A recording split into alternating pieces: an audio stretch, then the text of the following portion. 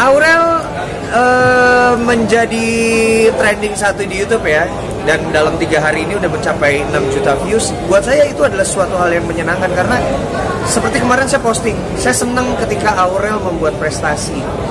Kemarin kan beritanya tentang ya perselisihan keluarga, dan buat saya itu tidak menarik. Buat saya tidak menarik. Tapi ketika Aurel merilis lagu dan trending, apalagi itu lagunya sahabat saya, Ade Govinda, jadi buat saya ini adalah suatu hal yang menyenangkan gitu. Jadi ayo Aurel bikin banyak prestasi lagi. Kalau Anji lihat kemampuan Aurel ini seperti apa sih, karakter, suara atau apa?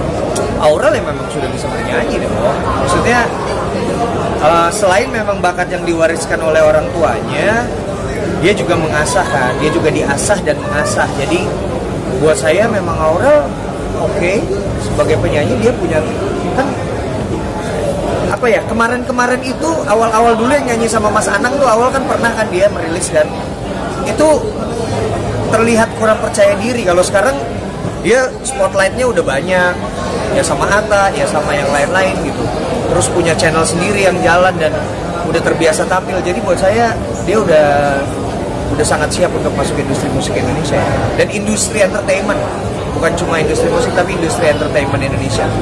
Manji sempat menyuarakan kemarin, sempat karena ada dangdutan yang di situ.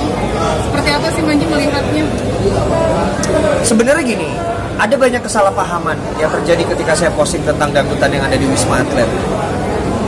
Bukan saya menyerang nakes ya, bukan saya menyerang tenaga kesehatan yang ada di sana, tapi gini, aturan dari pemerintah memang membolehkan adanya panggung gitu.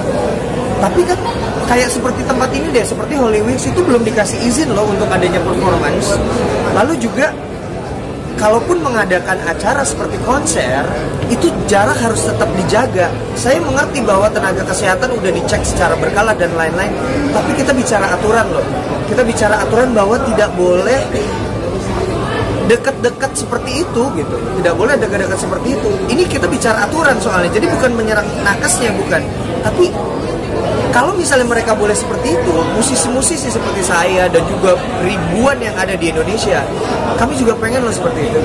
Gitu loh. Jadi maksudnya yang harus diluruskan adalah bukan saya menyerang nakes, tapi ya karena memang keadaannya di sana dan juga penyelenggaraannya tidak sesuai dengan aturan, kan kita mengikuti aturan. Selama ini juga Anji, walaupun Anji menyuarakan kita tidak boleh terlalu takut, tapi saya juga kan mengikuti aturan, dan saya melihat aturan yang terjadi di sana tidak seperti aturan yang harusnya berlaku gitu loh.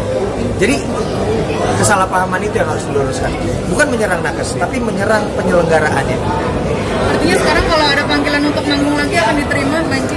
Saya justru sebenarnya sedang mencoba untuk membuat sebuah pertunjukan offline, karena saya bosan dengan pertunjukan virtual atau streaming.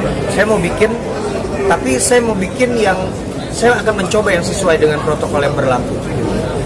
Walaupun saya tidak suka sebenarnya, aneh aja gitu, menikmati pertunjukan yang jauh-jauhan atau bahkan di dalam mobil, atau ya euforianya beda, tapi why not, dicoba aja.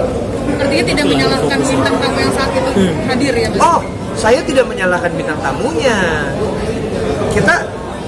Kita sebagai musisi menerima tawaran gitu, nanya, emang ini nggak apa-apa? Nggak apa-apa, oh oke. Apalagi di situ juga, misalnya kemarin yang kejadiannya di Wisma Atlet ya, justru saya terima kasih sama pengisi acaranya, karena akhirnya kita jadi tahu keadaannya seperti apa.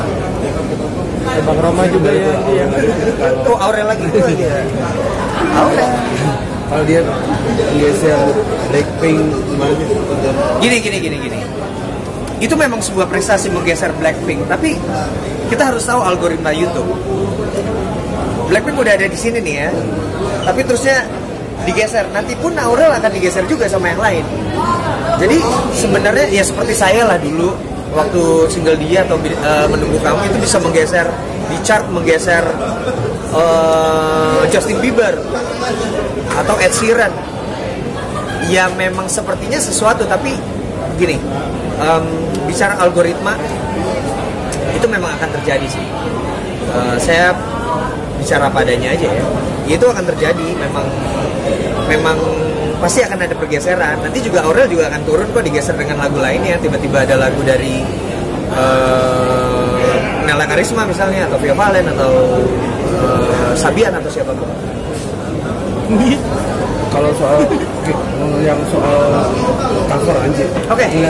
Cover ya. Nah, sekarang banyak nih dari penyanyi top sendiri, orang biasa nyanyi itu. Kalau Anji lihat seperti apa? Jadi saya udah berkali-kali membicarakan tentang cover musician dan juga lagu-lagu yang di cover. Sebenarnya cover itu tidak apa-apa. Cover itu nggak apa-apa.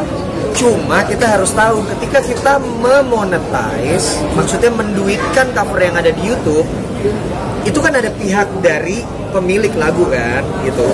Pemilik lagu ini bisa mengklaim. Jadi ketika kita diklaim lagunya sama yang punya orang ini, kita tidak boleh protes karena ya itu memang haknya dia. Satu. Yang kedua, kalau misalnya kita mau lebih serius lagi, lebih baik izin deh. Izin melalui publishernya, bukan. Kemarin saya ada perbincangan sama Ariel di channel saya tentang cover ini. Jadi izinnya bukan ke penyanyinya gitu. Dan ketika diizinkan pun bukan berarti memang secara hukum atau secara copyright itu dia sudah bebas, bukan begitu. Tetap berlaku tata caranya. Sebenarnya secara sistem YouTube itu sudah memberikan sistem ketika kita mengcover, otomatis kita akan dikenakan klaim misalnya 80%, 50% atau bahkan 100% gitu. Cuma memang masih ada pencipta lagu atau publisher yang meminta untuk minta izin langsung. Itu bebas-bebas saja. Setiap pencipta lagu punya haknya untuk itu. Jadi mengcover lagu itu tidak apa-apa. Tapi ketika memonetize, ketika kita ngeduitin itu, nah itu yang harus kita pikirin. Minta izin lah kepada publisher. Oke. Karena kalau ada beberapa yang lagu yang lama, Oke. orangnya